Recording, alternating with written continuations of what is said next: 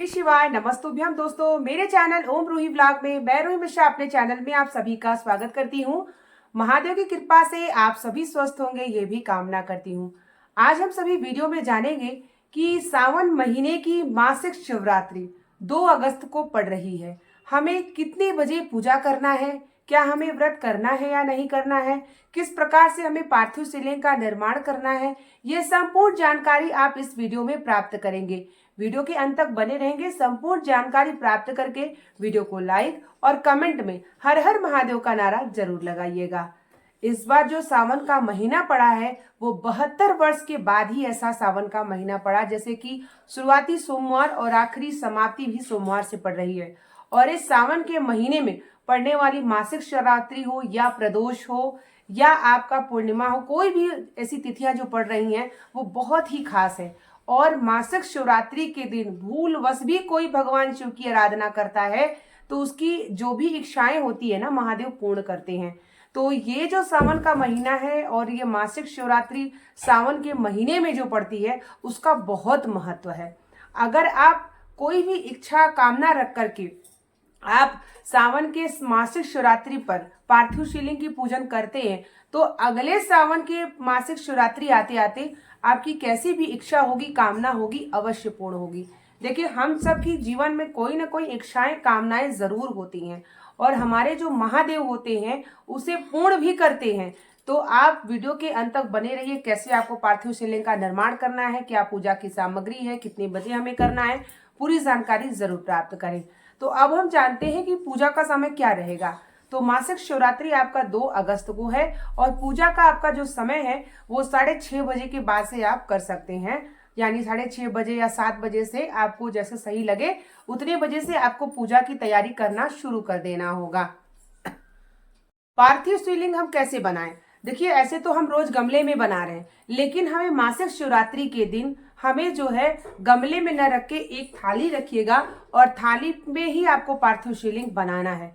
और आपको बता दें कि मासिक शिवरात्रि के दिन सावन के ब्रह्मा जी, माता सती, माता पार्वती सभी देवी देवताओं ने भगवान शिव की आराधना की थी। तो इसीलिए ये बहुत ही महत्व है और खास है आप सभी के लिए। तो आप सभी इस दिन का इंतजार जरूर करिएगा और सभी अपने घर में पार्थिव शिवलिंग का निर्माण करिएगा। तो कहीं किसी वृक्ष से साफ सुथरी मिट्टी ला लीजिएगा और अगर काली मिट्टी होगी ना तो बहुत ही अच्छी होगी।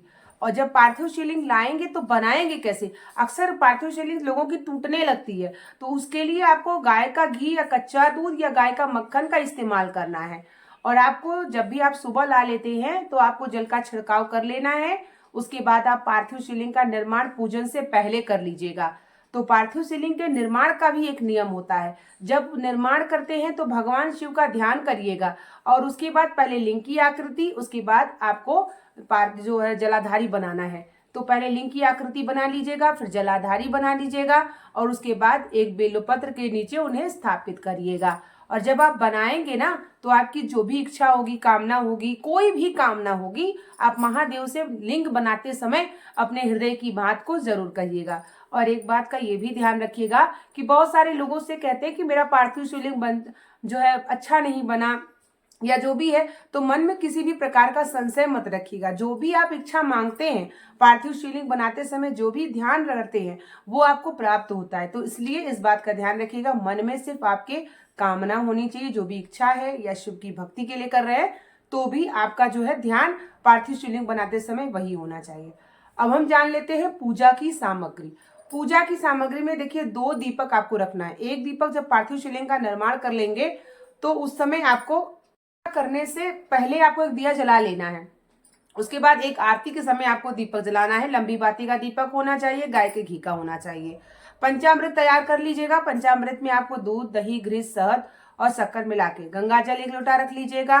साथ में आपको जो है बेलपत्र कम से कम 7 या 11 बेलपत्र रख लीजिएगा। 7 समीप पत्र रख लीजिएगा और कमल गट्टा, इत्र, जनेऊ, अक्षत, पीला चंदन, भस्म, पुष्प जो भगवान शिव के प्रिय पुष्प होते हैं वो अर्पित करने के लिए कमल गट्टा, और गेहूं के दाने भी आप रख लीजिएगा 11 या 21। और जो है आप घर से बनी हुई कोई भोग, जो भी आपको भोग समझ में आए, गाय के दूध का बना हुआ भोग बना लीजिएगा। उसके बाद फल भी, अगर ऋतु फल आपको संभव हो तो ऋतु फल ले लीजिएगा। ये सभी सामग्री, पूजा की सामग्री आप तैयार करके पहले से रख लीजिएगा। उसके बाद पार्थिव शिवलिंग का निर्माण कर लीजिएगा। पूजन करने से पहले आसन को लगा लीजिएगा, अपने आप को शुद्ध कर लीजिएगा। उसके बाद पहले उनको जल चढ़ाइए, फिर पंचामृत से स्नान कराइए, सभी सामग्री को धीरे धीरे चढ़ाइए। उसके बाद आप एक दीपक जलाए ही रहे होंगे। उसके बाद मंत्र का जाप करिए, पाठ करिए। उस दिन जो भी आप पाठ कर सकते हैं, लिंग स्तोत्र, शिव महिम स्तोत्र का पाठ, रुद्राष्टकम, जो भी आप पाठ कर सकते हैं वो पाठ कर लीजिएगा। फिर आप मंत्रों का जाप कर लीजिएगा। मंत्र का जो भी आप पाठ कर सकते हैं, मंत्र का जाप करिएगा। भगवान शिव की सब परिवार सहित आरती करिएगा और उस दिन सभी परिवार के सदस्यों से शिवलिंग पर जल जरूर अर्पित कराइएगा।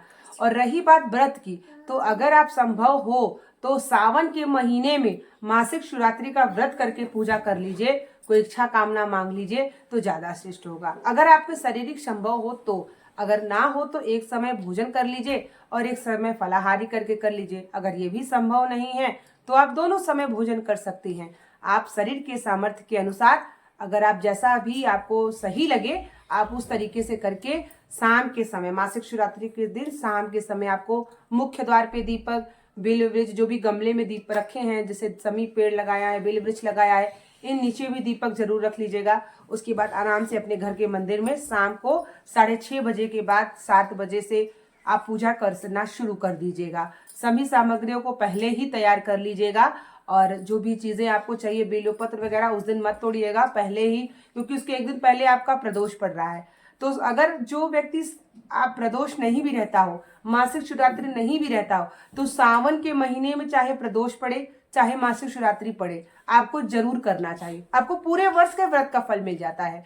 और भगवान शिव को प्रसन्न करने के लिए सभी देवी देवताओं ने जो है शिव का कृपा प्राप्त करने के लिए मासिक शिवरात्रि का व्रत धारण और उनकी पूजन आराधना किया था। पार्थिव शिवलिंग का निर्माण हम स्वयं करते हैं और फिर हम पूजन आराधना करके विसर्जन करते हैं। उसका बहुत बहुत फल है, मतलब वर्णन नहीं कर सकते कितना फल है, क्योंकि स्वयं माता पार्वती ने ही पहली बार पार्थिव शिवलिंग का निर्माण किया था।